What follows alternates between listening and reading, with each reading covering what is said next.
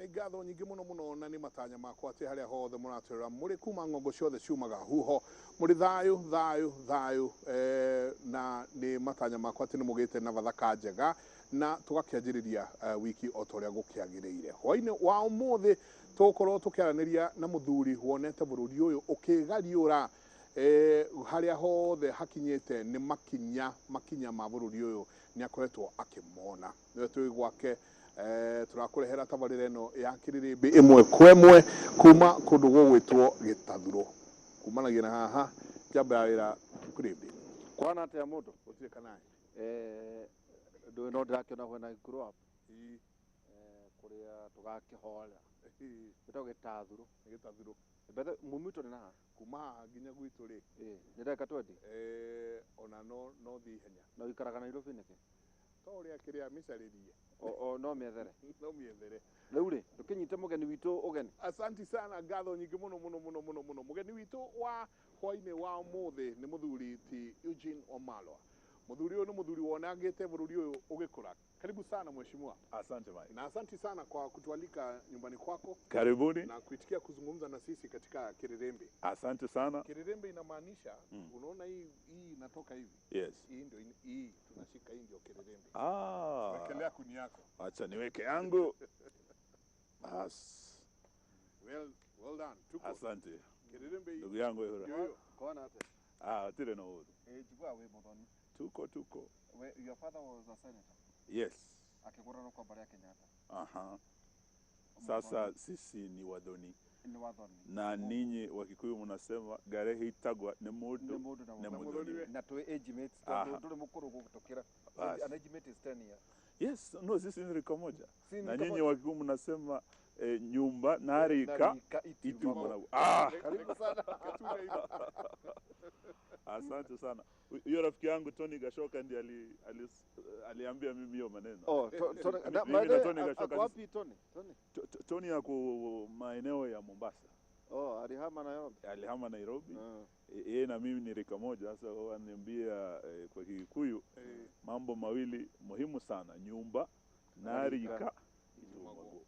Asante sana. Asante. Na karibu sana. Salimia wamekungojea sana tangu tuliposema tutakuwa na Eugene Wamalwa mheshimiwa. Yes. Wakasema kila mtu anatuandikia anatuambia muulize hivi muulize. Tutakuwa tukiuliza maswali mawili matatu, lakini kwanza kabisa wasalimie usiku wa leo. Asante sana. Mbari ya mumbi muriega. Ngai no mwega. Hinda ciothe. Ngai ni mwega. Asante. Jaba ya wĩra. Sasa hii ni boma. Yes. Bibi, watoto wako karibu ndani. Yes. Hapa inaitwa, kwa hivyo Wamalwa hapa zamani Eugene bibi ni mzee na ako na boma. Na hapa ndio mimi nakaa. Zamani kuna mtu hapa Wakikuyu walikuwa wanaita Gitathũro. Alafu wababe wakaingia hapa wakaita Kitisuru. Lakini hiyo ndio ilikuwa jina ya zamani. Okay. Na tunawakaribisha. Nimekaa hapa zaidi ya miaka 10 na nina furaha sana kuwakaribisha kwa boma hili. Asante usiku wa leo. Na tuongee na nyumba ya Mumbi. Asante. Yes. Unajua tuliposema tunakuja hapa Wakikuyu wametuandikia maswali mengi sana. Yes. Na ya kwanza wanasema ni zaidi ya mwaka mmoja na unusu. Yes. Tangu ujiunge na upinzani. Yes.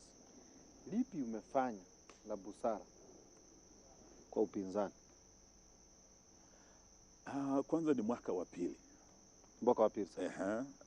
Hii karibu miaka 2 inakwisha sasa tangu tutoke serikalini na mdosi wetu Uhuru Kenyatta apeana ile sword ya uongozi. Na kuna mengi ambayo yameendelea katika taifa letu tangu wakati huo. Mengi ambayo Wakenya walikuwa wanaambiwa juu ya uhuru na juu ya serikali iliyokuweko. Na kazi yetu kwa upinzani ni kusema ukweli wa mambo. Na kufichua yale maovu ambayo yanaendelea katika taifa letu. So kwa huu mwaka na mwaka huu tumeanza sasa wa pili, kazi yetu kubwa imekuwa ni kutetea Wajiko na kusema kwa wale ambao mlikuwa mnasema ati Uhuru negote. Sijui inamaanisha nini Waikuli, lakini Uhuru negote ni kusema ni bure kabisa. Bure kabisa. Wakati huu tumeanza kuona kulikuwa na porojo mingi sana. Na mimi kama nilikuwa sio tu waziri wa Uhuru Kenyatta, lakini pia rafiki wa karibu. Na urafiki wetu unaenda nyuma kidogo. Wazee wetu, babangu Senator William Wamalwa alikuwa ndio seneta wa kwanza kutoka maeneo yetu huko magharibi, na alikuwa rafiki sana wa mzee Jomo Kenyatta. Naam. Baada ya hapo kijana yake Wamalwa alipotoka kule London akiwa wakili shupavu kabisa, akiwa lecturer hapa University ya Nairobi, akaona binti aliyekuwa daktari wake na mwandani wake Dr. Joroge Mungai. Alikuwa na msichana anaitwa Gadhoni Moto Modhaka. Sasa akamuoa, na hii mambo ya udhoni sasa ikaanzia hapo. Na urafiki huo ukaendelea baada ya mzee Jomo Kenyatta, ukaendelea na Mwai Kibaki. Mwai Kibaki akaja akateua Wamalwa kuwa makamu wake. Baada ya hapo urafiki huo umeendelea na Uhuru na Eugene Wamalwa. Labda hamjajua hii njenga, lakini tukianza safari hii Uhuru alikuwa ameniteua kuwa naibu wake kwa G7. Wale mliona tukianza kulaunch TNA na kulaunch the Uhuru presidency pale KICC. Hapo ndio tulikuwa tumepanga, na Mheshimiwa Ruto akanichenga kidogo akachukua nafasi hiyo. Ilikuwa vipi ikawa kuwa sasa wewe umeacha kuwa running mate? Yes. Amemweka rais aliyekuwa sasa. Nafikiri kulikuwa na mkataba ambao tulikuwa tumeweka watatu, tukiwa mawaziri wachanga sana kwa serikali ya Kibaki. Mheshimiwa Uhuru alikuwa waziri wa fedha, Minister of Finance and Deputy Prime Minister. Mheshimiwa Ruto alikuwa waziri wa kilimo, nami nilikuwa waziri wa haki na masuala ya katiba, Minister for Justice and Constitutional Affairs. Tukielekea mwisho wa muhula wa pili wa Kibaki 2012 kwenda uchaguzi wa 2013, sisi tukaanzisha vuguvugu ya vijana ya generational change. Naam. Tukisema basi wazee wakimaliza watupe nafasi.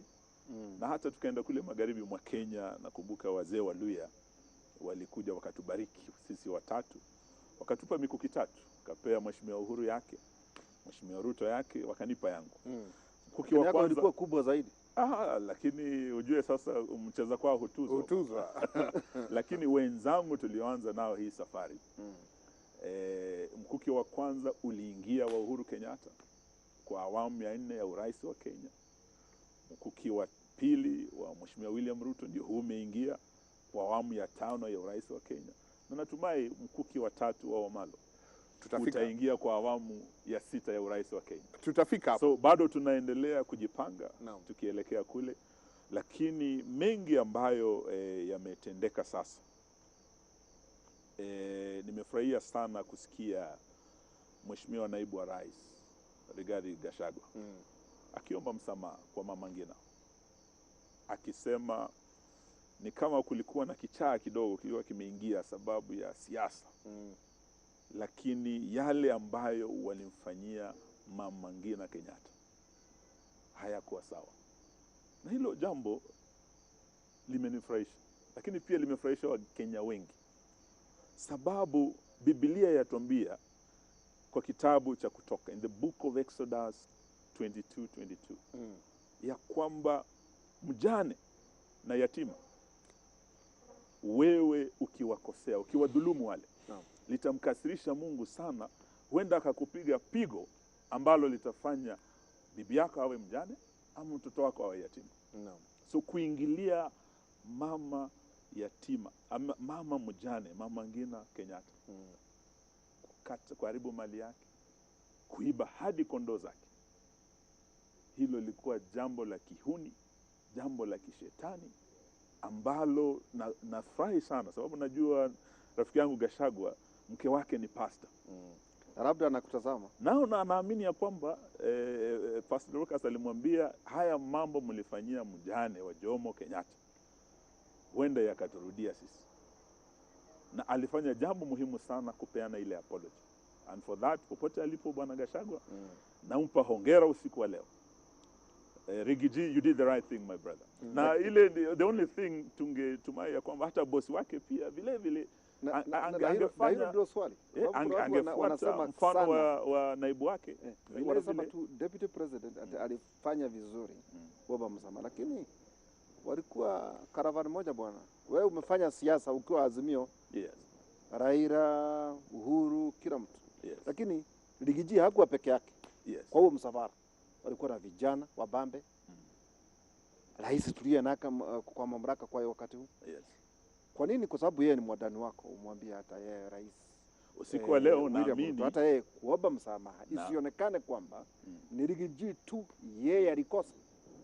Naamini usiku wa leo kama anaangalia Kiririmbi, sababu najua anapenda Kiririmbi. Kama anatazama basi tamwambia angefanya vile naibu wake amefanya. Amuombe Mama Ngina msamaha vile vile, sababu yale maovu alimfanyia hayakuwa sawa. Okay. Na vile vile sio tu Mama Ngina. Msamaha huu pia ungeenda kwake Uhuru Kenyatta. Sababu mtu hajaingilie mamako, hata kama una roho safi namna gani. Mtu akiguza mamako, hakuna kitendo kinachokuuma kama kile. Alafu atoke kwa mamako aingiliye mtoto wako. Basi nini imebaki njenga? Ni bibi yako. Na kile walifanya kuingilia Jomo Junior, mtoto ya Uhuru Kenyatta, wafanye Uhuru atoke mbio kwa nyumba yake, akimbie usiku kwa kijana. Sisi kwetu, sijui kwa Wakikuyu kimila yenu, lakini desturi ya Kiafrika, mzee ukiwa na boma lako, kijana amekomaa ana boma lake, wewe hauruhusiwi usiku uende kwa kijana ama ulale kwa kijana. Lakini, hata kama umemtembelea, lakini jua likitua, inatakiwa jua likitua urudi kwako. Lakini kufanya mzee aende kwa kijana usiku ni kinyume na desturi na mila za Kiafrika. Walimkosea Uhuru Kenyatta na nilimuona kweli, niliguzwa. Yale walimtendea Uhuru Kenyatta equally deserves an apology kutoka kwa Rigiji na mdosi wake. Lakini hata nyinyi mliwataja majina mabaya sana. Kwa nini hata wewe kwa wakati huu uchukue nafasi ya Kirembe Azimio kusema apology hata wewe? Kwa sababu ilikuwa matusi, yalikuwa pande zote bwana.